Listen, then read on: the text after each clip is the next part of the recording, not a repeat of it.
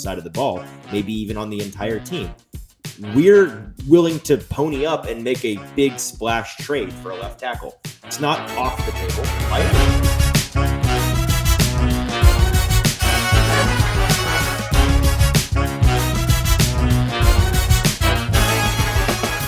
Welcome into the Hot Read Podcast live from Indianapolis. We are here at the NFL Combine. I'm your host, Easton Freeze, Director of Published Content here at BroadwaySportsMedia.com. We are also brought to you by the 440 Podcast Network, and I am joined, as always, and once again in person, by producer JT. JT, how are you? I'm good. First day of prospect interviews with a couple of GM and coach interviews that they need to finish up, but we're done with coaches and GMs, and today was more focused on the players, including D-line and edge. Like the beginning of our show here, we aren't without our technical difficulties these first couple days, but we're working it out. Hopefully, sure. Fingers crossed. We're doing our best. We are. So today was a good day. Again, first time we got to speak with any of the prospects. We had defensive line and edge players today. All of those guys spoke at one time or another, except for one, and he's one you're going to have heard of. We're going to talk about that a little bit later in the show. I've got a topic here at the top that we'll get into in a moment. I think that Titans fans are a little bit more confident in one big thing this offseason that they maybe shouldn't be at this point in the year. We'll talk about that. We also have a handful of videos from the two new head coaches in the AFC South, DeMeco Ryans with the Texans and Shane Steichen with the Colts. Both spoke today. We got to be there and listen to that, have some thoughts on what they had to say at the podium. We're going to have some Titans news go around the NFL, an off-season version of the Titans news segment. So we got a lot of NFL and Titans news alike to discuss. And then we've got a fun teaser video for some content we're shooting tomorrow that we'll show you at the end of the show before we preview day 3, tomorrow's live stream, where we get even more content to be made and even more things to see and do. That's the way that they've structured things here at the Combine. It ramps up each and every day. And as we get closer and closer to the weekend, where really the main event takes place with player evaluations on the field, the actual physical elements of the Underwear Olympics get underway, and we get to talk to some key players at some more key positions like quarterbacks and receivers and tackles, the high value draft picks. So we'll get into all of that. Again, if you are watching with us live, we appreciate that a ton. If you're listening in the future, and it's Thursday morning is when you're going to catch this episode recorded, either Wednesday night or Thursday morning. If you're listening via podcast or the video version of the show on YouTube, we appreciate that as well. But just so you know, JT and I are here in Indianapolis all week for the Combine. So we've got live coverage every single day in the afternoon or the evening. We're going through all of the tidbits that we gathered from the day, and it's an opportunity for us to chat with you guys. Any ideas that you have for us in terms of what you're wanting to see the following day when we preview the guys we're going to talk to, we'd love to hear thoughts on that, and we'd love to hear your thoughts on the guys we got to talk to today, and we have some videos to show you on that front as well. But all in all, JT. To let people behind the curtain a little bit, it's your first Combine. It's my first Combine. And we're learning as we go. It's a learning experience. It's super awesome. I will say that every person that I've talked to pretty much that is veteran enough in the sports media game to have been to more than a handful of Combines in their day, they have all told me yesterday and today that eventually you learn to hate this event. And maybe that's just the crotchety old sports writers talking. I don't know. I'm enjoying it. I'm loving it. I guess if you're a social person, it's a more fun event. So if you're more the introverted writer type, maybe not for you. And if you're not a draft nerd, it's probably not for you for the full week. Probably. I mean, it's so many prospects every day. And especially for that first first hour to 3 hours here. I mean, you're just go. Every 20 minutes, there's 8 to 11 new prospects up on the board or on the podium there. Right. And it is a constant cycle of just change for interviews. So I get why a bunch of people might not want to stick around for 4 whole days of that. But then also, I mean, we get kind of some of the variety tomorrow as well. when the drills and the weigh-ins and physicals and all that like start happening. Yeah, and that's what I'm looking forward to. So today is the last day that we don't have those drills and physical activities going on, things that we'll be able to go over to Lucas Oil Stadium and watch the stuff that when you think about the combine, you're typically associating with the combine. So that begins tomorrow. Not sure in terms of schedule for tomorrow's live show. We'll keep you updated. Make sure that you're following us at Easton Freeze, at JT_Runke, at the Hot Read Pod, and at Broadway_TN for all the updates on the show for tomorrow and for the rest of the week. But let's dive into today's topic. And this first one it's not combine related. It's not exactly combine related, but it's not combine unrelated. Let's call it combine adjacent. And this is my take real quick at the top here for the segment that we so lovingly call on the Hot Read podcast, the warm-up. Today's warm-up take is this. What happens when offensive tackle at number 11 overall in this year's draft is an offensive tackle anymore? This is the question that I've been turning over in my head for the last 12 to 18 hours. And it's something that really came to a head with me this morning in a conversation that I had at about 9 o'clock, sitting down in between sessions with players. I was speaking to Jim Wyatt, Titans beat writer. If you follow the Titans at all or the NFL, you probably know Jim. Great guy. And I was sitting with him. We were talking about the prospects, talking a little ball. I was trying to get the veteran, the pros pro, to drop a little knowledge on me. I'm trying to learn the ropes of the combine here. And, I feel equipped to talk about these prospects, but I've never talked to them in this format. So we're just trying to figure out, you've been here before, you've done this. How do you approach this? And so that was the gist of the conversation. But we got talking about the Titans draft in particular, how he and I, as Titans journalists, Titans writers, broadcasters, how we approach this strange situation where you've got all these guys, you have north of 300 people to talk to, and it's a very different sports press conference setup than what you're typically used to in a given season. It's one that invites a lot of the same questions over and over and over, some dumb questions that aren't lazy as much as they are, I think, people just grasping at straws, trying to think of something to ask. And it is, to their credit and to all of our credit, it is a more difficult task coming up with questions for these guys, because unless you know them all like the back of your hand, if you're Daniel Jeremiah and this early in the offseason cycle, you already are familiar with the entire draft class, then cool, you can go talk to these guys. Or if you're a big college football nut and you know them really well, then great. But if you are a month or so into studying this class, it's impossible to know much about guys that aren't in the top 50 or so. You just know anecdotal stuff, and you generally know their draft stock and maybe some tape, but you don't know a ton about them, their experience. So a lot of the questions about what was it like at your school, with your team, all of that is more difficult to come up with off the top of your head and be prepared for, because these things come hot and heavy. It is 20 minutes with 8 or 9 guys at once. And then after those 20 minutes, it's immediately on to another batch of 8 or 9, and then another batch of 8 or 9, every 20 minutes for the entire morning. Yeah.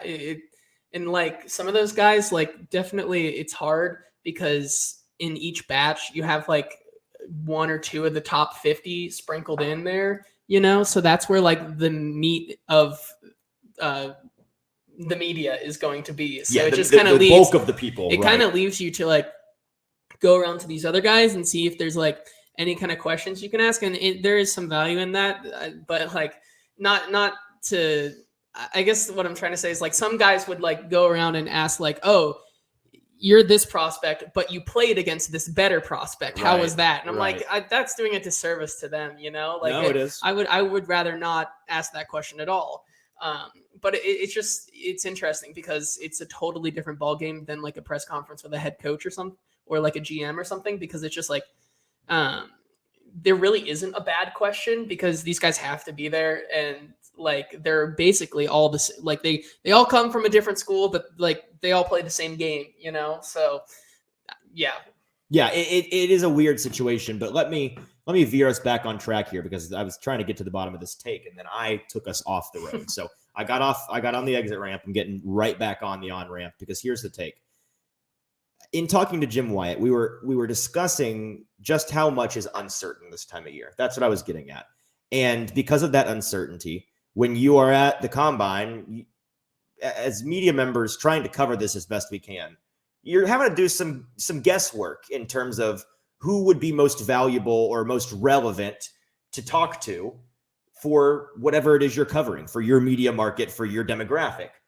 That's something that you can make educated guesses on, right? If you know your team, if you're covering the Chiefs and you have Patrick Mahomes, you're not going to worry about the quarterbacks nearly as much. If you are the Titans and you have if you have the Titans and you have plenty of, there's not a kind of a bad team to choose. They don't have a position where they're totally locked down. Maybe safety a little bit or punter. We'll say punter. If you're the Titans and you're covering the Titans, the punters are a group that you're not going to pay as much attention to. It is some guesswork going on though, because we just don't know what these teams value. First of all, each team values different positions, different players slightly differently. And each team is going to build their draft in a way that we don't really know the order of it until they get to draft night. You know, we can assume because the Titans, for example, just to take one team, but it applies to all of them. If they are in a situation like they currently are and they need a tackle desperately, the assumption is, and this is an assumption that everyone is making, it's an assumption that we've been making. It's something that is a fair thing to guess. This is the educated guess. Well, the Titans, they're going to go with Paris Johnson Jr., or Peter Skoronski, or DeJuan Jones, or one of these top 5 tackles at the beginning of the draft at 11, because that's the position they need the most, and tackle is a premium position in the draft. That's a fair assumption to make. However, in talking to Jim, we kind of both came to the realization that there's a decent chance this Titans team, I don't think it's a majority chance, but it's far less than zero. If they go out and they make a splash move in free agency for a tackle, and they're content with Nicholas Petit-Frere at right tackle, which I tend to lean towards, he had a rough back end of his rookie season, but I think that they're still going to be committed to him at right tackle, both because they have bigger fish to fry on the offensive line front, and also I think that they see a lot in him and they like him, so they're going to keep giving him a try. If they go make one splash tackle move, they're not going with tackle at 11. They're going to go somewhere else. If they sign just some random tackle off the streets, if Kendall Lamb comes in here like he did last year and is that caliber of lineman, a replacement level guy, you send a 5th round pick, heaven forbid, to Carolina for a guy to play left tackle. I can't even think of a fake name that could possibly fit in this very fake scenario. That is the kind of guy that you are still going to go and get a top flight tackle because they're not being expected to start. But it was reported yesterday, or at least tweeted about yesterday, 1:30 p.m. by our best friend in the world on this show, Jared Stillman, over at 102.5 The Game. He said that he is hearing there's interest from free agent tackle Mike McGlinchey in joining the Titans. This is the tackle who currently is on the roster. Well, actually, I don't know if he's a free agent. I'm assuming he is, since he's talking about free agency here. But this is a guy that was on the 49ers for a couple of seasons and now is in free agency. I'm assuming he is interested in joining the Titans, according to Stillman's sources. McGlinchey knows Rand Carthon, of course, the Titans' new GM from San Francisco, and could be an option at either tackle spot. He played left tackle in college at Notre Dame before playing right tackle in San Francisco. Stillman added he figures to have a robust market. So this is just one example of, I'm guessing, a number of examples we'll have in the coming weeks and maybe months where, as free agency starts to kick up, as the, granted, very limited pool of tackle free agents or trades, mind you, trades are still a thing, the Titans could decide, hey, outside of quarterback, we think left tackle is the most important position on the offensive side of the ball, maybe even on the entire team. We're willing to pony up and make a big splash trade for a left tackle. It's not off the table by any means. They could end up packaging that first overall pick to send to somebody and go full Eagles last season, send away your first round pick. Why draft a wide receiver in the first round at 18 or 16 when you can trade to the Titans to get AJ Brown instead? The Titans might take the same tack and decide we're going to send off our 11th pick, and instead of drafting a tackle there, we're not in love with all of these guys, the positional value there. Maybe we're in love with another guy at a different position. Maybe they not off the table. Maybe they love a quarterback, or maybe they fall in love with one of these edge guys. One in particular that you really found fascinating today, thought he did great at the podium, who is I think we talked about this yesterday, didn't we? We mentioned he could be a Titans target there just because his style of ball, it's a Titans style of play from him. Yeah, and I think the whole point is that I think we need to start tempering expectations for fans on who they think, because I think, number one, I don't know if Paris Johnson Jr. is going to exactly be there. I don't think that he will. I think there's definitely a team in that top 10 who's going to, maybe it might be a little bit of a reach. We'll have to see. We're gonna see this week how he measures up with his measurements and how they perform in the drills. But Paris Johnson most likely will not be there. There's definitely a team, I think, in the top 10 that will probably reach on him, or they just value him in that top 10. And then you have the question of Peter Skronsky. Is he a tackle? Is he going to be a guard? And that's a whole nother can of worms. Thinks so. I sure think he isn't. Yeah, that's another can of worms that if they get drafted, that's going to be the talking point for the next 6 months. Yes, but the key to the take here, JT, and not to put words in your mouth, but I think you agree. The key is not that people need to stop expecting the Titans to draft tackle. That's still the assumption. Yeah. That if we're playing the odds game, and it's all pieces of the pie here, folks. I'm not saying it's a minority of the probability pie that the Titans go tackle at 11. I'm just saying maybe it's more today like 60, 70% and not the 95% that people are talking about. But the key here, and you tell me if this is putting words in your mouth that you don't agree with, it's not tempering expectations. It's tempering them on March 1st, today. Yeah. It's March 1st. Because in 14 days. And free agency hasn't even begun. The league year is not even up. We're not even into the new league year. Free agency has not legally begun. So we can't possibly know with much certainty at all whether or not the Titans are going to want a tackle there, if they're going to be in a position to get a tackle there. We don't know. So I think that as we cover the offseason, the draft, free agency, this assumption that has become very hot and heavy early, and this is the crux of my take, this take that the Titans are going tackle in the draft at 11. So let's cover the team and let's hypothetically build out this roster for the next couple of weeks with that assumption in mind. I don't think that's necessarily fair. I don't think it is either. And I think if we've learned anything from this week from Rand Carthen and Mike Vrabel is that no one's safe. That no one is safe, and that if there is a better player than the next best offensive tackle, I think they're going to go best player available over the offensive tackle and maybe try their hand in free agency. There are three really good corners it's shaping up to look like that could go in the top 12 here, and Joey Porter Jr., Christian Gonzalez, and Devin Witherspoon. They all can't go before 10. So then you kind of ask yourself, would we rather take one of these stud corners here and go and test the free agency market? And then who we're about to talk about pretty soon here coming up, there's another guy who I think they could target just because I think his stock is rising upwards very quickly. And he, like we said yesterday, he fits the mold that the Titans want to base their team around very well. JT, real quick, do me a favor. Pull up PFF. Look at the PFF grade of the Titans' 2 tackles last season. I have the PFF grade here pulled up for Mike McGlinchey, by the way, who was this first rumored free agent tackle that is reportedly interested in joining the Titans. It's must-lie season. We don't know that to be a fact. But if this report from Jared Stillman, and I guess Stillman's source, is true, sounds like he might be interested in joining Tennessee. He, last season, in 2022 had an overall grade of 71.5, just using PFF as one metric. Of course, it's not the be-all, end-all. We don't treat PFF like the Bible on this show, but we do think it's a useful tool. Whereas the Titans' 2 tackles, what were the grades they had? Well, Dennis Daly probably had the lowest of any tackle. I'll look him up here. I'll look him up. You had it? Yeah, it was 46.1. Oh, 46.1. And then Nicholas Petit-Frere had a 52.3. Yeah, so Mike McGlinchey, is he the best tackle in the league?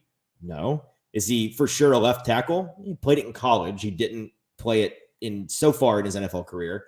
But it sounds like he'd be demonstrably better than anything the Titans had last year. And I would even wager to say he would for sure be better now than anybody you could draft in this draft class. The ceiling is not as high as some of these guys, but you don't have that boom bust potential, and you don't have that waiting period that you'd have to undergo with linemen. We talk about this on the show all the time. Linemen are among the, if not the slowest position in the entire league to develop. Typically, year one, they stink.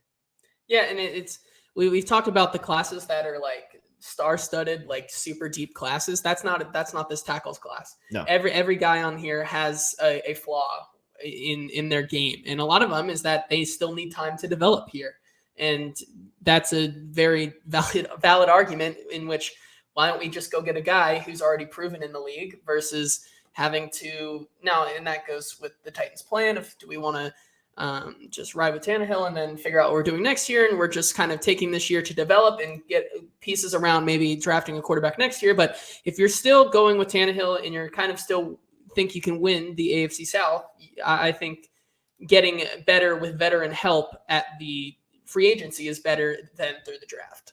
Yes, I agree. So that is the take for today in the warm-up. We'll move on. We talked to, as we mentioned at the top of the show, defensive linemen and edge players today. Got to talk to, I don't know, we have to pick and choose our spots again because it's 9 guys at a time.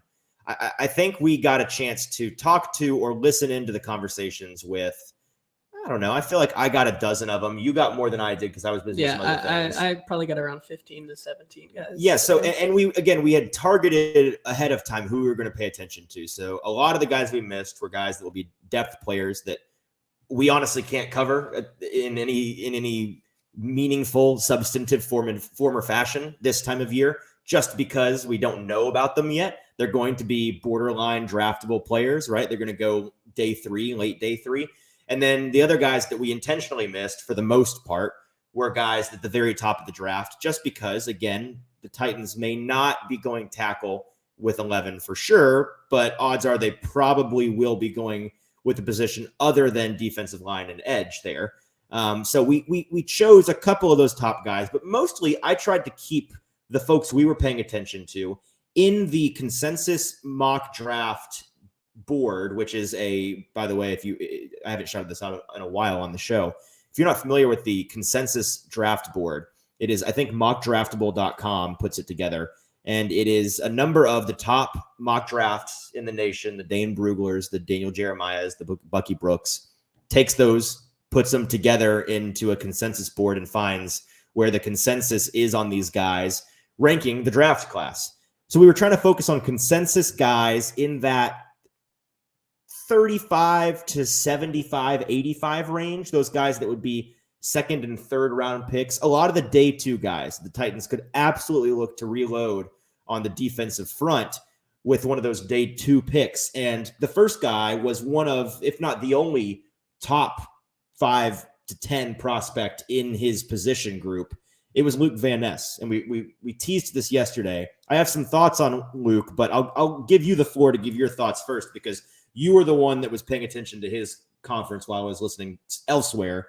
And you came over to me immediately and said, that was the most impressive one that I've been to today. What was it about speaking to Luke that you found so impressive? He commanded the floor, unlike a lot of the prospects today. And I get it. It's hard, but that's how you're going to establish yourself away from other prospects. He just stood out to me as a variable guy. But all the guys from Iowa today, not just Lucas Van Ness, shout out Jack Campbell, but Lucas Van Ness was by far my favorite guy today. He commanded the floor. Every answer that he gave was a true team player. I'm gonna go out there and give you all I have and do whatever's asked of me, kind of thing. He is kind of one of my favorite players to have on defense on your team, because he fits into whatever culture that you have, and he's gonna totally buy in. Yeah, I gathered that from the clips that I saw and from what I heard from others that saw it as well. Van Ness, from a prospect standpoint, I think that he is the guy I have circled, at least, where, again, if the Titans were to go with an edge player at 11, he'd be high on their board. He is their kind of player. He's got really, really high motor, known for his power rush. Let's see. Last season, he generated 46 pressures and 9 sacks for Iowa. What's interesting about him is, he's coming out of his sophomore season. He's only played 2 years, young guy. And at 6'5", 269, I believe he's 21 years old, just under 22 years old. But regardless, he's somebody that was behind other players at his position that were juniors and seniors or fifth-year seniors. And the way that this works, I think it was Daniel Jeremiah talking about this a couple of days ago. He didn't start this year. And that's not because he wasn't the best guy at his position. He was, for sure, without a doubt, maybe the best player on that entire Iowa team. In fact, I think he probably was the best player on that Iowa team. And the best player on an Iowa team that was ranked second in the entire nation in total defense, too. Exactly. And so he's a stud on the stud side of the ball for a stud team in terms of defense. And he talked about that. Today, someone asked him, hey, you didn't start this year. You had 2 guys ahead of you. And he just came back with a smile, and he's like, that's seniority over at Iowa. Well, that's the way that they do it. That's the way we do it. I was just happy to get out there. And when I get out there, I'm going to give it my all. And I was like, that's the perfect answer to that. No, that's not to say he didn't get the vast majority of the playing time. He did. Yeah. But the guys out there for the first snaps that he was rotating with, they were seniors that were significantly worse than him and probably won't be getting drafted ever. So that's kind of the way it is, and it's interesting. But he had a fantastic sophomore year. It's really the reason that he's coming out. I think 70.1 PFF grade as a rookie, 80.2 as a sophomore. He again 9 sacks, 15 tackles, almost 500 snaps, a decent sample size, but he's the kind of guy, and I've seen at least one person compare him. Their player comp was Justin Smith. It's a guy that I think you could have some positional flexibility playing him inside or out. He'll mostly be probably a stand-up outside guy, but his height is really the thing that is the double-edged sword. He is a long guy, very tall, very long. So the reach on him from an edge player perspective on the outside is part of the reason that he's so elite. Unless your tackle has, 34.5, 35-inch arms, he's probably not getting to a guy like 6'5" Luke Van Ness. And where he wins really is that he at 6'5" is still able to get low enough to out leverage his opponents. It's amazing. The little bit of tape that I've watched, I've not watched a ton of him, but he is on my short list of guys I'm going to go watch more of. His ability to somehow stay as balanced as he does at 6'5", bend around the edge and get home it's special. It's the kind of thing you look at and you just go, that guy's got it. It's an it thing. Yeah. And his explosiveness. I've watched a little bit more tape than you, I think, but his explosiveness still being that tall and that big, just kind of complements him, and like his bull rush on the outside is just absolutely insane from what he did this year. And he wasn't playing like, I'm seeing right here how dominant he had a dominant bull rush. Yeah. And it wasn't even like he's playing bad competition. He's in the Big Ten. He was facing a lot of those guys like DeJuan Jones. Hey, and I'll tell you what, that defense is on the field a lot. So not a lot of scoring going on in any of those games. No. And while the Iowa defense is really, really good, the Iowa offense and a bunch of those other teams, not great. I've never heard reputable confirmation that it even exists. I don't know if there is an Iowa offense, but yeah, I'd say experience. He got as much as he possibly could on that defense in 2 years. He also comes with kind of a little plus bonus, which is that he moved from the interior to the edge. Right. And that's where he projects as an NFL player, is on the edge. That's the reason why, really. But the fact that he had experience, and sounds like the majority of his experience until just recently was as an interior player. So Yeah. he does have that versatility that a team like the Titans, if you're wondering whether or not they would value that kind of versatility, who on the Titans defensive line has been the most invaluable player for them and the most unheralded player for the Titans pass rush for the past 2 seasons at least? Can we think of who? This is how broken my brain is today. Yeah. And honestly, it's because we talked to 74 different people. Yeah. And so many names have been going through my head today. Yeah. My name machine is broken. Talking about DeMeco Autry. Oh, obviously it's DeMeco Autry because we're talking about a guy that can play inside and outside. We didn't even. Yeah, say, we named everyone in the pass rush. Mostly because I was like, I thought you were talking about someone that was like, the Titans brought in so many people on the defense this year. I'm like, are you talking about some guy they just brought off a practice squad or something? No. So DeMeco Autry is the perfect example of a guy that is doing exactly what, best case, you could see a Lucas Van Ness project to be able to do in the NFL. Yeah. He has expertly, and last season deserving of a Pro Bowl and all pro votes, in my opinion, until he got hurt. He was able to flex in and out from game to game and from snap to snap. And that's something that the Titans were happy to utilize him in that role. And it works really effectively, especially in particular when a team like the Titans that loves to use and really has pioneered the increased usage of in the NFL, these simulated pressures. That kind of guy is the ultimate weapon because you can have him line up at a position and then execute a different responsibility. And that's exactly where the Titans, if there was one bright spot this past year, it's DeMeco Autry on that team. Even he was undoubtedly probably the star on that defense for most of the year last year. Exactly. So bringing in a guy like Lucas Van Ness to pair with him and Jeffrey Simmons would be super scary. Well, JT, to put a bow on this before we move on to the next prospect, I'll try to not go 0 for 2 here on pitching you a question and answer. Yeah. What is the V word we talked about yesterday that perfectly describes Lucas Van Ness? Versatility. Bingo. We're back to 500 on the pitching catches there. He is. I mean, listen, we heard these Titans coaches, GMs, offensive coordinator yesterday talk extensively about we've got to get more versatile. We've got to get players that can play more positionless. And Lucas Van Ness is the perfect example of a guy that can do just that. So we'll move on, but not until we hear from Luke Van Ness. This was a clip from him, and he's talking about that transition that he made from the interior to the edge in college. Here's what he had to say. Initially, what did you learn from making that transition? Yeah, everything happens a little bit faster outside. You also get a lot better vision, standing out there, getting to, check out what's going on with the backfield, the formations, just getting a better understanding of what's going to happen to me. And I think it was really beneficial just to learn that aspect of the game and communicate with my teammates to help everyone as much as possible. It's different. They are really similar in the same aspects, but I was really able to utilize my toolbox and, excel in different parts of the game, being outside. The next player that we got to hear from today that we wanted to highlight is BJ Ojulari out of Clemson, correct? LSU. Gotcha. Different Tiger, but a Tiger nonetheless. Yeah.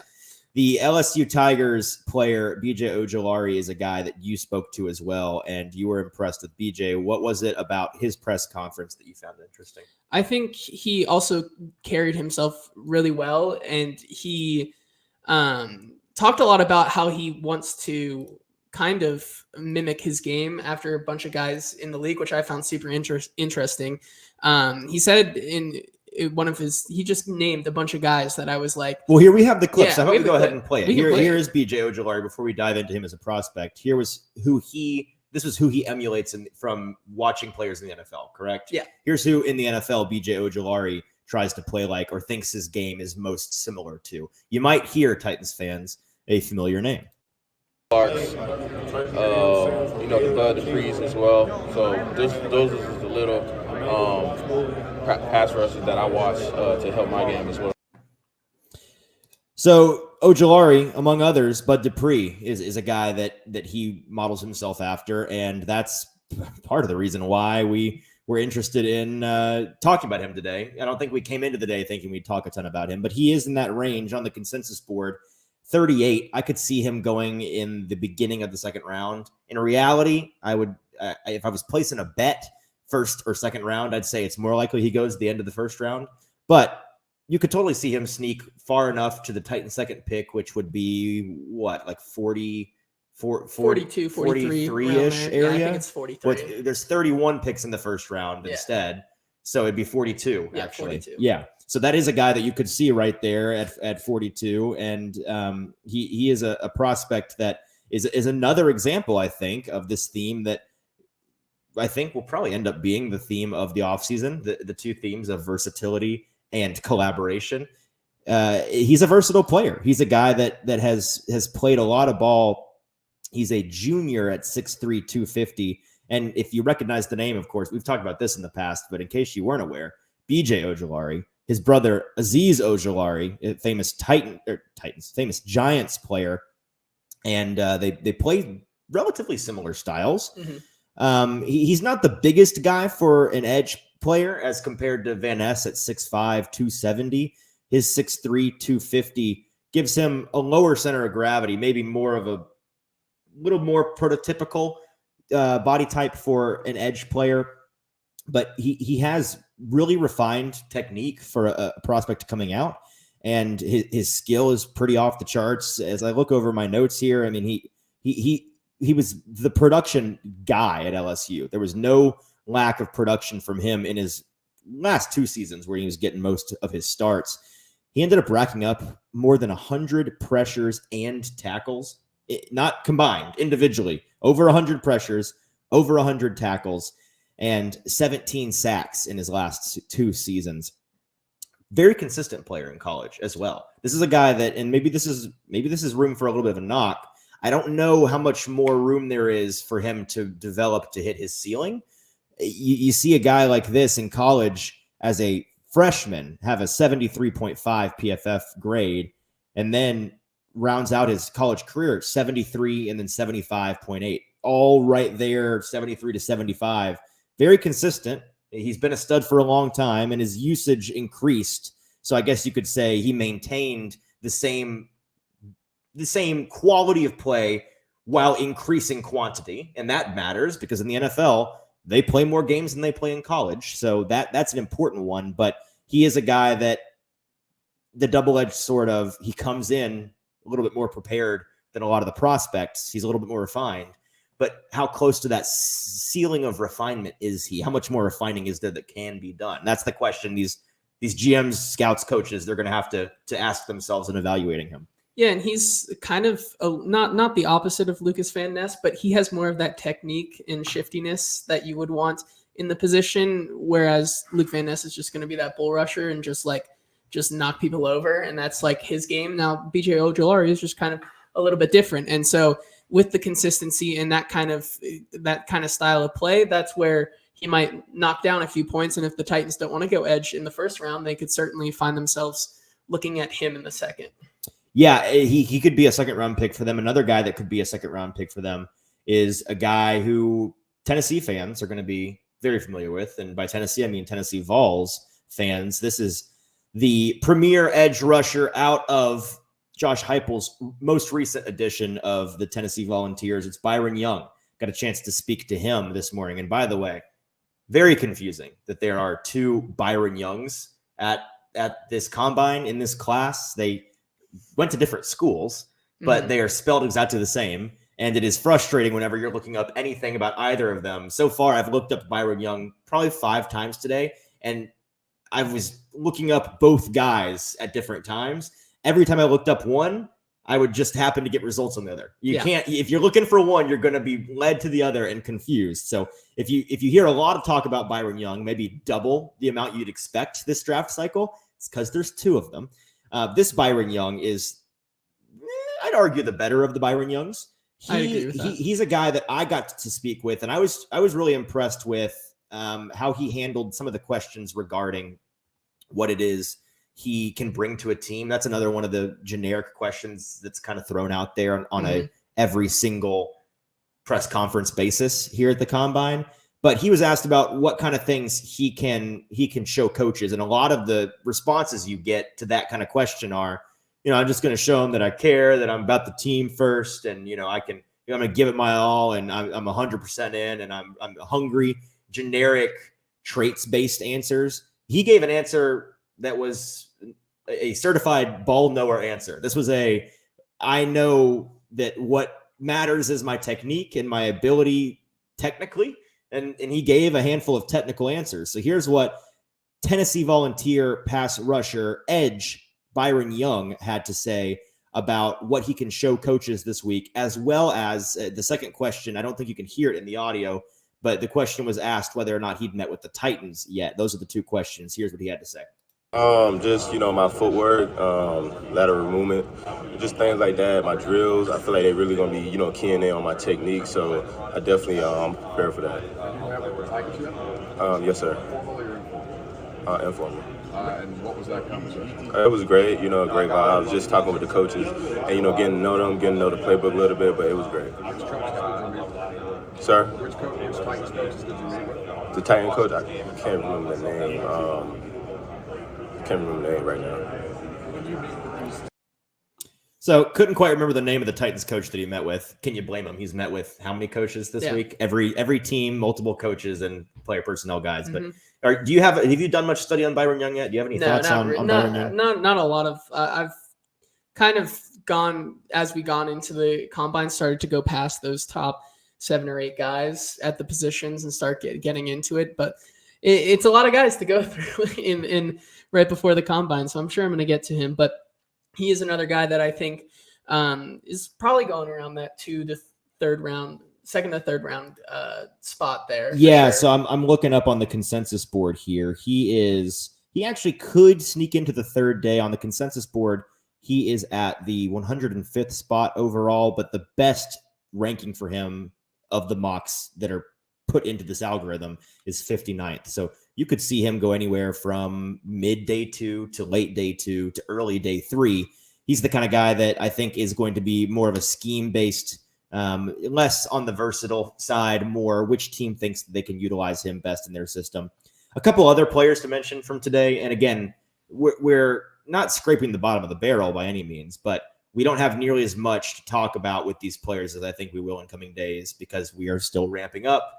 We got not the lesser positions. We got smaller groups today, less players. We got if you see in the list for tomorrow, it's maybe double the guys coming to the podium because we have the coaches and GMs out of the way. That's going to be all day long. And you get this cornerback class, which is both stacked, deep, and I'll tack on a third one. There's a million of them. Yeah. So but to wrap up today, 2 guys that I noticed, and if you had any, I didn't even run this by you. If you had any other than the 3 we've already talked about that you found interesting, I want to hear your thoughts. Nolan Smith out of Georgia, I believe, and the schools at this point. Yes, Nolan Smith out of Georgia. They're getting mixed in my head, so I got to double check. But Nolan Smith is a guy on the consensus board. He's definitely going in the first round. I don't have to look to know that. He's an edge player that I thought he was another vibes guy today at the podium. He had a really, really strong crowd, and the reviews from everyone that I saw online were solid, myself included. I walked away from that one kind of the same way that you walked away from your Lucas Van Ness presser, saying that was impressive, big personality, dominated in front of the microphone, talking with a lot of intentionality and fire, but he wasn't being fake about it. He really came across as the kind of guy.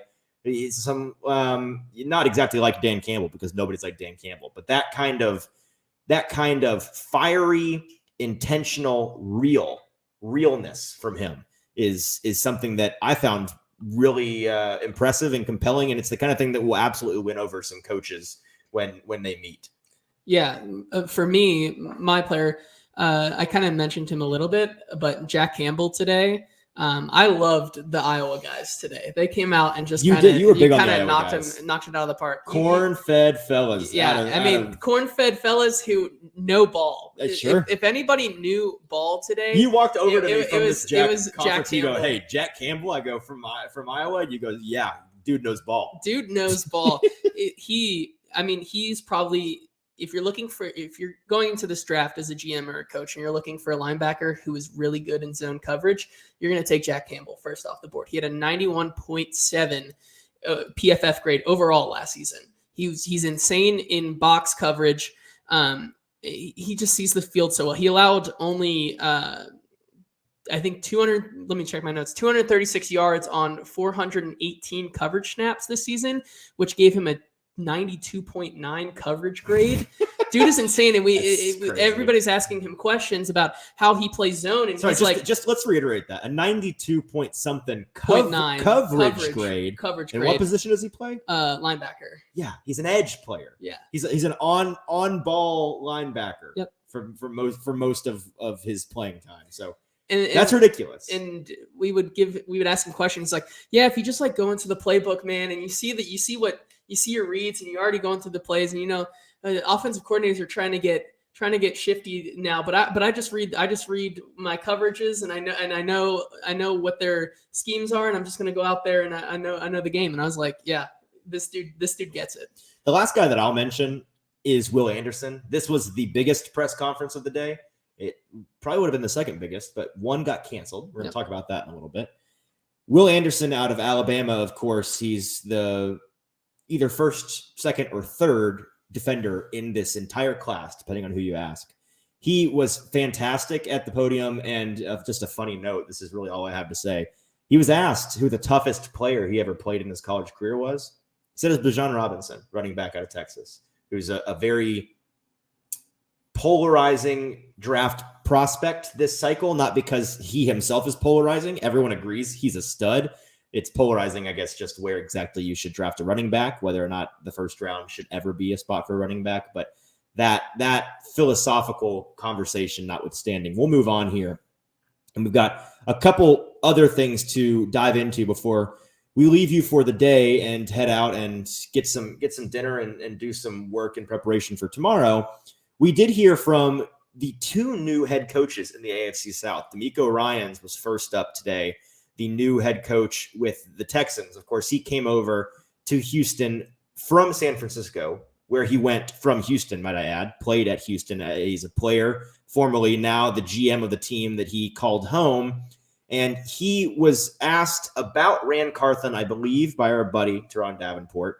He and Ran, of course, worked together in San Francisco. And here was the high praise that new Texans head coach DeMeco Ryans had for new Titans GM Ran Carthon. With Ran Carthon is we have a great relationship. Our families are really close. Ran is a great friend, a great mentor to me. I know Ran will be an awesome GM for the Titans because first and foremost, he's a great man. Ran he's very relatable, very personable. Everybody's Ran's best friend. He can connect with anyone, right? And he's always has a big smile on his face. But Ran knows talent. Ran knows how to evaluate talent, and working with him. That is, once again, Ran Carthon's collaborator reputation preceding him. And it is, I mean, without fail, whoever knows Ran Carthon and is asked about Ran Carthon says something along those exact lines about Ran Carthon. DeMeco Ryans went on to talk about the obvious question in the room at the top of the list for the Texans, quarterback. What's going on? Where are we in terms of evaluating this class of quarterbacks? Are they considering free agency? The Texans only have one quarterback currently on their roster, and they need at least two more to throw on there. So that's what he was asked about, and here is what DeMeco Ryans had to say on the quarterback front. When you're evaluating quarterbacks, different quarterbacks can do a lot of different things. And I think the system is built around the quarterback as opposed to trying to fit a quarterback into a certain system. So it's all about the player that you have, not only a quarterback, but that's a receiver. Like, what does that guy do well? Linebackers, what do they do well? And you put guys in positions as coaches, you put guys in position to be successful. So it's not about a system per se, it's about just making sure that player has the right tools and you're putting him in a spot where he can thrive. That is a very political answer. I mean, it's the answer you expect him to give, but it does sound like to me they are quietly confident in their quarterback evaluations. They have, I think, again, this is a vibes analysis. This is not reporting. It sounds to me like they know what they're going to do at the quarterback position, whether that be draft or address it in free agency. Almost certainly it's going to be drafting a guy and who that guy is, they probably don't know just yet. They're probably still doing their due diligence and doing their homework on the guys. So that's kind of where they're at. And it sounds like DeMeco Ryans is not afraid. If anything, he's probably a little bit excited to begin developing a young guy. And he's exactly the kind of coach you would want, even as a defensive guy, as a head coach, as a leader of men, developing young players. To me, the way that he came off to me, and I'm curious if you agree, he seems like the kind of guy that you would trust to develop a young roster and trust that young roster to immediately buy in with him. No, I agree. I think someone asked him about that, just like coming to the combine, in going back to kind of something with Rand. Like he was a player before being a defensive coordinator and now a head coach. He knows not just the coaching side of the ball, but he's been in these players' shoes, and he was a leader on that Houston Texans team when he did play, which I think is why they made the hire. And I think it's such a perfect fit. And he was so enthusiastic to talk about, kind of locating those key guys in the later rounds that he can find value and sees potential in. So I totally agree with you on that. The other new head coach that we got to talk to and hear from was Shane Steichen, the former offensive coordinator for the Eagles, now newly installed as the head coach of our favorite ponies up north in the AFC South. The Colts head coach spoke about quarterbacks as well, naturally, because both of these teams in a very bad division, very high in the draft order, very much in the quarterback market. And this is the Colts, the team that has been retread city for, I don't know, it feels like as long as I'm alive at this point now. Obviously not, but it's been a good, Andrew Luck left, and it's been at least half 7 years. I better say it's been at least a half decade that they've been like in fantasy football, just streaming quarterbacks. Yep. And so it's time for that to end. And old crazy Uncle Jim, we're in town with him, so I guess you got to whisper that because he could be listening. He could have all these apartments bugged. He is letting the cat out of the bag. Clearly, he's posting pictures riding bears on Twitter. His relationship with the Bears has always been very strong, according to him, whatever that means. He's going to draft a quarterback. We know this. He's an unhinged owner. He's crazy. He's not very wise, and he runs his mouth. And so it's nice for us because we can tell you with I'll say with confidence they're drafting a quarterback. Yeah. The question is which one. And Shane Steichen's no dummy. He knows that that's the position he's probably being put in. He was asked about quarterback development and where the Colts are with their quarterback situation, and here's what he had to say on the QB front. Physical traits, yeah. Obviously you got to be able to throw it and cut it through the wind and all those things. But again, the accuracy is one of the biggest things. Like I think when it's 3rd and 8, you got to have it. Like you got to be able to stand in the pocket and deliver a strike with the guy coming down, barreling down your chest. I think that says a lot about a guy's toughness. I look for that on tape. Obviously the vetting process of it, but the physical traits, obviously guys come in different shapes and sizes. We've seen Hall of Famers that are 6 foot. We've seen Hall of Famers that are 6'5". Like, again, it's that it factor, right? Because everyone's going to have some talent. You got to find and dig deep. 6 foot's not a deal breaker. No, we've seen it done. Drew Brees is a great example. The height isn't the deal breaker. No one is. If anyone is saying that Bryce Young's height is the problem, they're wrong. And I don't think they should be listened to all that much. It's not that he's short. Now, like, height matters. Don't get me wrong. For NFL quarterbacks, being able to see over the line is a significant advantage. There's a reason a lot of good quarterbacks are 6'2" and above. Really, that's that body type.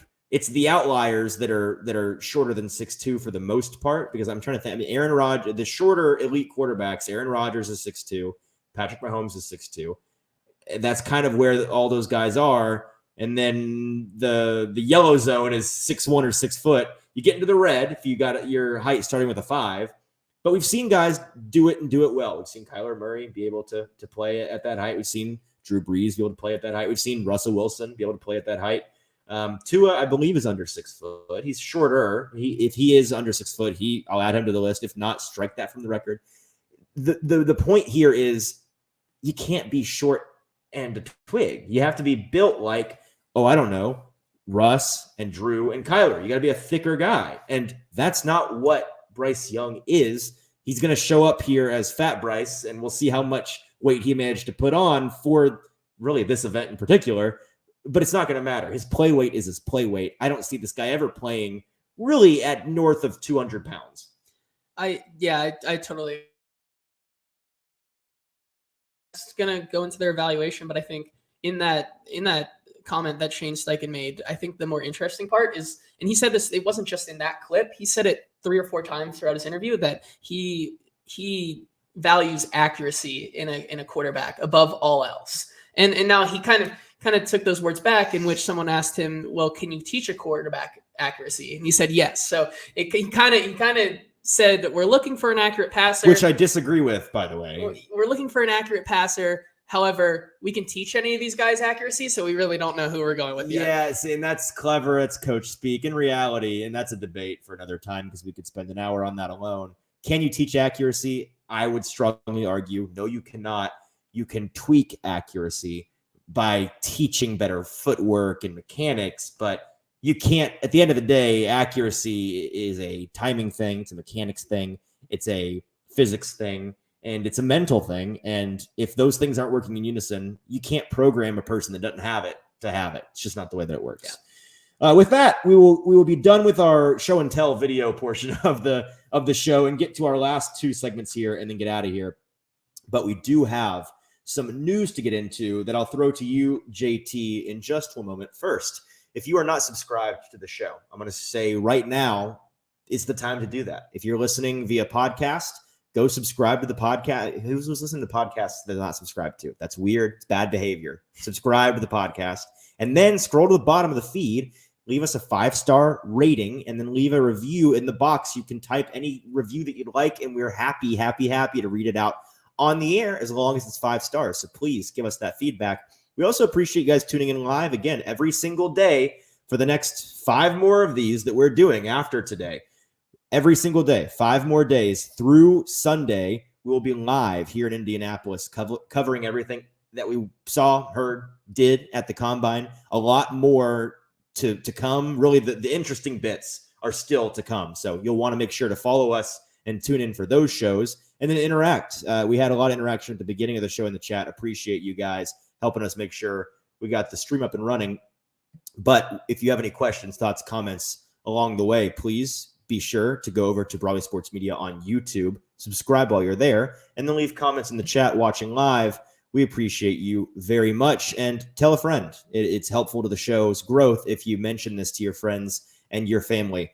All right, let's get to some Titans and NFL news with producer JT.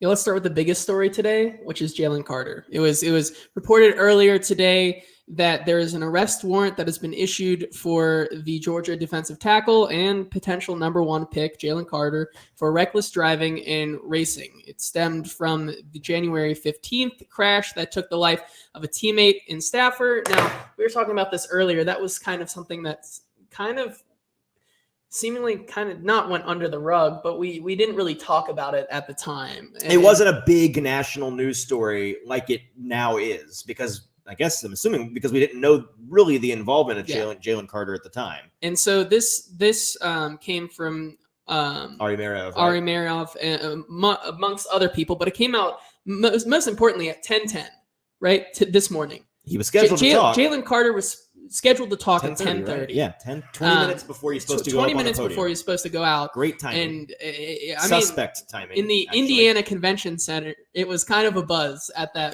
point. Very much it was an interesting energy in the convention center.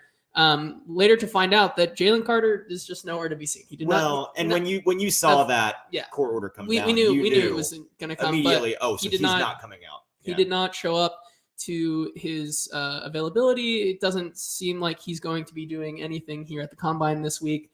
Really interesting to see. He is not. He is headed. He released a statement that he is headed back to Athens to address this. He says to clear his name and to get the charges dropped or dismissed. So, that's his plan. But you go ahead. Sorry, it'll be very interesting to see how his draft stock is affected, and I mean, in how where we go from here. About this. So these are my thoughts. It's horrible, obviously, and the reading that I've done on it seems pretty preliminary. It happened today. We don't yet know exactly what's going on or what happened. clearly the DA in Athens believes that the police department was misled by Carter at the time of the event. He is being accused of fleeing the scene. I guess when his teammate died, he's then, I'm asking this as a question. Am I understanding this right? He was fleeing the scene when his teammate died, and we're just now learning that he was behind the wheel. Why are we just now learning about those things? How did we not know that before? The other question is, was he inebriated in any way? Was he intoxicated? Was he drunk driving? Was he Am I incapacitated? Or was, more importantly, he incapacitated? Move on. Is it Porky Pig who goes, Yeah. blah, blah, blah, blah, blah, and then chooses another word? Yeah. Was he drunk? Was he drunk driving? It sounds like something that he could go to jail for if this is not unfounded, the warrant put out for his arrest. And it's something that not only could ruin his NFL career, it could put him behind bars for a long time and ruin his life. Yeah, I mean, there's not a lot of information out right now. Of course, we have the information of the crash, and his teammate was behind the wheel going somewhere around 100 miles an hour. They were speed racing. The blood alcohol content of his friend is around the 0.197, which is 0.197. Yes. Are you sure? Mm-hmm. That's what came out today, at least what I saw. Almost 0.2? Yeah, 0.197 right here. His Almost blood alcohol concentration was 0.197. And he was driving? Mm-hmm. How is he standing? I don't know. How is he breathing? That's really bad if that's what happened. And I would say to his credit, but I'll just read the statement. This is a statement from Georgia head coach Kirby Smart. He said, "The charges announced today are deeply concerning, especially as we are still struggling to cope with the devastating loss of two beloved members of our community." By the way, it was his teammate and a staff or a trainer or a coach that died in that accident. So it was all within the team. It went on the statement to say, "We will continue to cooperate fully with the authorities while supporting these families and assessing what we can learn from this horrible tragedy." That came from Kirby Smart about 4 or 5 hours ago. My response to that is, ain't no way he didn't know that. Ain't no way he did not know. I just think that he and all of these coaches don't really have any shame when it comes to this kind of thing. And it's another example of Georgia coaches maybe being a little bit misleading about their players. Titans fans know well and good the pain that can be instilled upon you when you are lied to about a player from Georgia coaches. The Isaiah Wilson situation a couple years ago, when the Titans staff, John Robinson and company, were duped into thinking that Isaiah Wilson was a loves ball guy when he was definitively not a loves ball guy. I don't believe Kirby Smart. I'm not giving him the benefit of the doubt that he didn't know about this, or at least know that it's a possibility. There were rumors. There was an investigation still ongoing. Don't say you didn't know when we know that you knew. That don't lie to our faces. So that's frustrating. Moving on to some two Titan-specific things we have in the news today. It was reported that, let me pull it up here, defensive line coach Terrell Williams was named the team's assistant head coach per Mike Vrabel. Williams has been with the team as the D-line coach since 2018, so he gets a little bit of a promotion there. So good for him. Yeah, my only comment or question on this is he going to start rivaling Stretch for Vrabel's favorite? Is he why he's the assistant head coach now? That's kind of what Stretch has done for years. He's in one of those.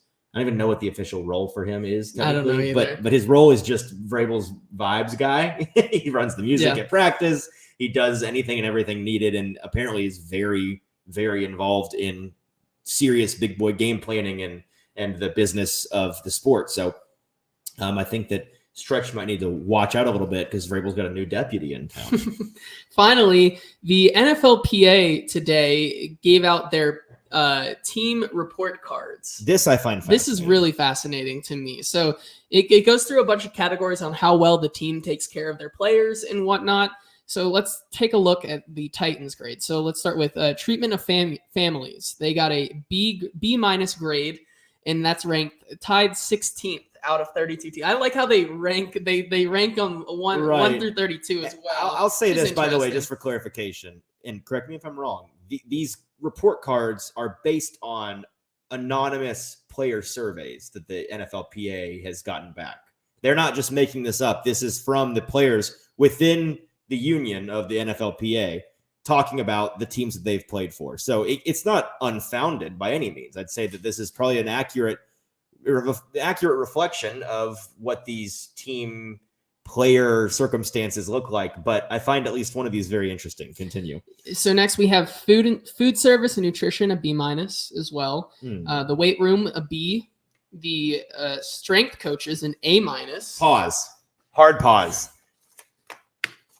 Titans fans, so either the players are lying or they're telling the truth, and you got to stop blaming the strength and conditioning coaches for the Titans' injury luck.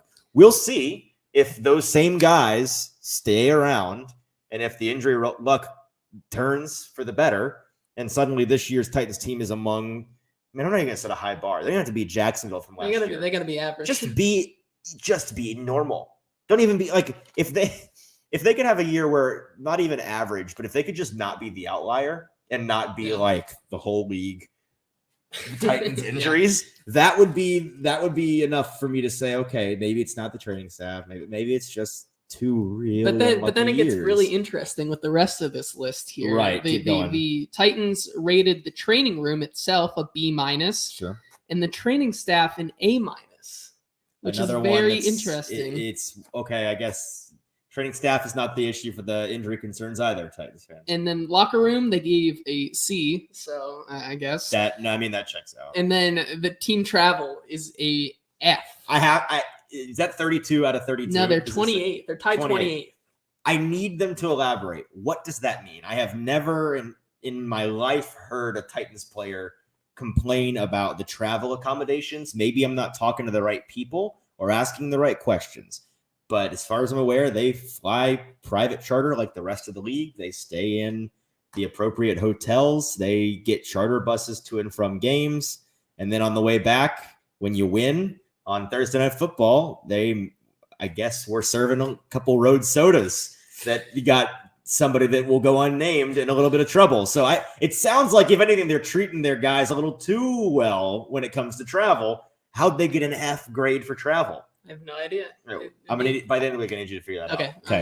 You asked. I'll ask around here. Find all those former players that are hanging out here and ask them. Woo. All right. Is that it for our Titans news? That is it for the Titans news. All right. While I'm dropping things, I guess I'm giving myself a cue here for us to wrap up. Briefly, I have a video to show you. This takes 10 seconds of your time, but it's a little thing we shot earlier today, just outside the south gate at Lucas Oil Stadium.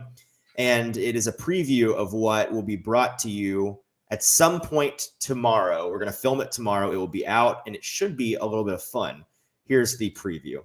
All right, we're here at the NFL fan experience outside of Lucas Oil Stadium at the Combine in Indianapolis. Tomorrow morning, JT and I, are going to be allowed special media access in here. We're going to try out some of the different drills and routines that the prospects are being put through this week, get a more average person baseline. Should make for some interesting content, see just how well I perform here in the 40-yard dash. We've got a bench press, a high jump that a short guy like me is going to be really funny to watch do. So make sure to check out our video on the average person going through the NFL Combine fan experience tomorrow on the Hot Read podcast. Yeah, so we asked the NFL guys but the guys putting on the fan experience, hey, we saw that it opens at 1 each day. Could we show up beforehand, since we're credentialed media, and do a tour of the place, try out the different stuff, make a video on it? And they said, yeah, sure. So we've got an NFL rep that will meet tomorrow that's going to accompany us and help us with, I guess, operating the different drills, figuring out what's going on, showing us around. We're going to do a video on that. I'm going to wear some athletic-ish clothing, and I think you will as well. Yeah, tomorrow's going to be a little bit more casual day for us for sure. Well, we to have start, and then we're gonna get cleaned up and go cover all the cornerbacks and start the actual drills coverage tomorrow evening. But that won't be the show tomorrow, by the way. That will be a separate thing. We'll probably play some clips of it on the show because it'll be very funny. But keep a look out for that. And I think it'll be interesting as well as funny because there is a lot of really cool stuff in there. We went in there today. They were almost done setting stuff up. And from what I could tell, it's a really cool situation. So if you're near or within the Indianapolis area, you should come on through because it is free, I believe. And there's a lot of really cool stuff. It's right by the Combine, the field house, the giant Kroger that is Lucas Oil Stadium. So you get to see the giant Kroger up close and personal. We got to see it today for the first time. It sure is big and Krogery. Yeah, I almost went in there looking for groceries. Sure, yeah, it makes you hungry just looking at it. So that's what tomorrow will bring. What else is on tomorrow's schedule among the players that we have to talk to, JT? We're missing out in order to go to the NFL experience situation in the morning with the NFL rep that we got to meet us there. We're missing out on the punters and the place kickers and the one long snapper that was brought in for the combine. There's one long snapper here, and that guy's a king. And dare I say, it's early. I've not seen him test. I think he's the best long snapper at the combine. He might be. No, I think that he is definitively. That's a hot take. I think he's got the rest of the. I think he's got the field lapped. So we're gonna miss out on those guys in the morning. If there's anything worth talking about, we'll hear about it later and still cover it. I promise. What we will be back in time to cover is all these cornerbacks, and in the afternoon slot, we've got quite a few of them. It's actually going to start with some safeties that we may or may not get back in time for. Jordan Battle, Antonio Johnson, J.L. Skinner III, among some of the top names there that we'll get to speak with. I'm just trying to scan to make sure. Jamie Robinson out of Florida State is another big one, and Christopher Smith II out of Georgia. Those are the big names that I see in the morning sessions. And then tomorrow at the 10 o'clock hour, we start the we start with all the guys. Joey Porter Jr. There it is. Yeah, it's Witherspoon, Christian Gonzalez. So it's the cornerback gauntlet right here. It's cornerback palooza. We're gonna be busy from 11 to 12. Tomorrow. 11 to 12, all within 1 hour. We get to speak to Christian Gonzalez, Clark Phillips out of Utah, Emmanuel Forbes out of Mississippi State. He's one I'm really interested in there at the beginning of the second round. He's the kind of guy, and there's a number of them. We'll talk about this at depth tomorrow. The number of guys in this draft that in a normal draft would be first round graded cornerbacks, but will end up going into the second, maybe even the third. It's a lot of value to be had. A lot of value. So day 2, day 3 cornerback, absolutely on the table for any team, Titans in particular. Some other guys we'll get to see. Joey Porter Jr., I know you are big on him. We'll pay attention to him. If the Titans were to go away from offense with the first pick, you could always see, we don't know Rand Carthen, right? If he's a best player available guy, Joey Porter Jr. could absolutely be the best player available there at 11. Tyreek Stevenson out of Miami is a guy we've talked about on the show a little bit with James Foster a couple weeks ago. I'm going to get to talk to him. I'm very excited about that one. I think that he's a really great player. Devon Witherspoon out of Illinois also could be there in the first round. Juju Brents out of Kansas State could be a third-round guy. Who else? Keely Ringo, my crush of this cornerback group that I'm crushing on him purely because I don't think he's my favorite, but I think everybody's a little bit too down on him.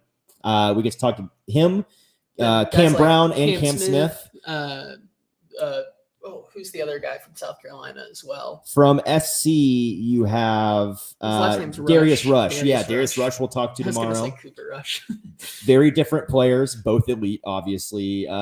Tay Banks out of Maryland, another one I'm very interested to talk to, could be a early day 2 guy. So yeah, there's a lot of them, more than we've even named, but that's the rundown of tomorrow's activities. And then do you happen to know off the top of your head, tomorrow's afternoon, evening combine activities are what? I believe it begins at 2 and goes to 6. I'm not sure exactly what they're doing tomorrow, though. If you wouldn't look that up, if you wouldn't mind looking that up while I get us out of here.